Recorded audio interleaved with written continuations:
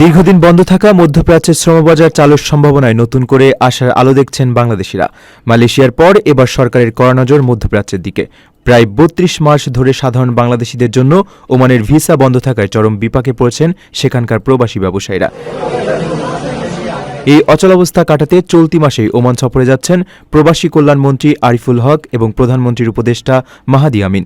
দ্বিপাক্ষিক আলোচনার মাধ্যমে ভিসা চালুর জট দ্রুত খুলবে বলে তারা বেশ আশাবাদী।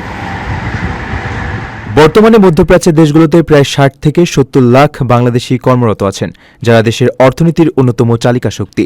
বিভিন্ন দেশে ভিসা জটিলতা থাকলেও নতুন সম্ভাবনার দুয়ার খুলছে কাতারে। সম্প্রতি যৌথ কমিটির বৈঠকে দেশটি কারিগরি কেন্দ্র থেকে ইলেকট্রিশিয়ান সহ ৪টি খাতে দক্ষ কর্মী নেওয়ার প্রবল আগ্রহ দেখিয়েছে। প্রবাসীদের দীর্ঘদিনের ভোগান্তি কমাতে দেশের ৮টি বিভাগীয় শহরে কাতারের ভিসা সেন্টার স্থাপনের যৌক্তিক প্রস্তাবও দেওয়া হয়েছে।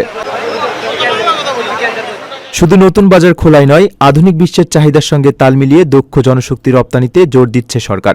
কাতারের চলমান উন্নয়নযজ্ঞে অংশ নিতে ডাক্তার, ইঞ্জিনিয়ার ও নার্সের মতো পেশাদার কর্মী নিয়োগের জোরালো আহ্বান জানানো হয়েছে। সরকারের এই বহুমুখী উদ্যোগ দ্রুত বাস্তবায়িত হলে দেশের রেমিটেন্স প্রবাহে এক নতুন জোয়ার আসবে বলে মনে করছেন সংশ্লিষ্টরা। হ্যাঁ বন্ধুরা, বর্তমানে আপনারা যে ভিডিওটি দেখতে পাচ্ছেন, এই ভিডিও থেকে আমরা কিন্তু সব বিষয়ে ক্লিয়ার হয়ে গেছি যে বাংলাদেশ থেকে মূলত এই ওমানের ভিসা খোলার ব্যাপারে খুব শীঘ্রই কিন্তু নিউজ আসছে, যেটা আমাদের জন্য পজিটিভ নিউজ। এবং আমরা বাংলাদেশ থেকে দীর্ঘদিন ধরে এই বন্ধ থাকা শ্রমবাজার, প্রায় দীর্ঘ ৩২ মাস বন্ধ থাকা এই শ্রমবাজারটি যদি খুলে দেয়, এক্ষেত্রে আমাদের জন্য কিন্তু বেশ ভালো হবে। দীর্ঘদিন থেকে আমরা কিন্তু এই দেশটাতে যেতে পারছি না।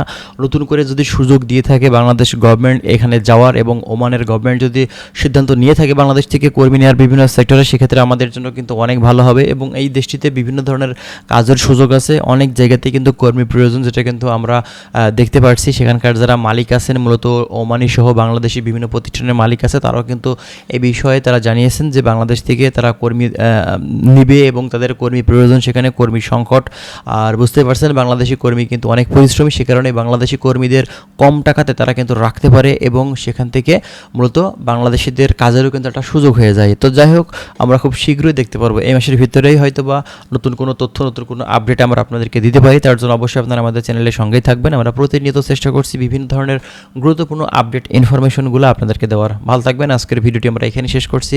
যদি ভিডিওটি ভালো লাগে থাকে অবশ্যই একটি লাইক করবেন এবং আমাদের চ্যানেলটি সাবস্ক্রাইব করে দেবেন। কী বিষয়ে জানতে চাচ্ছেন সেটা কমেন্ট করবেন। ভালো থাকুন। আল্লাহ হাফেজ।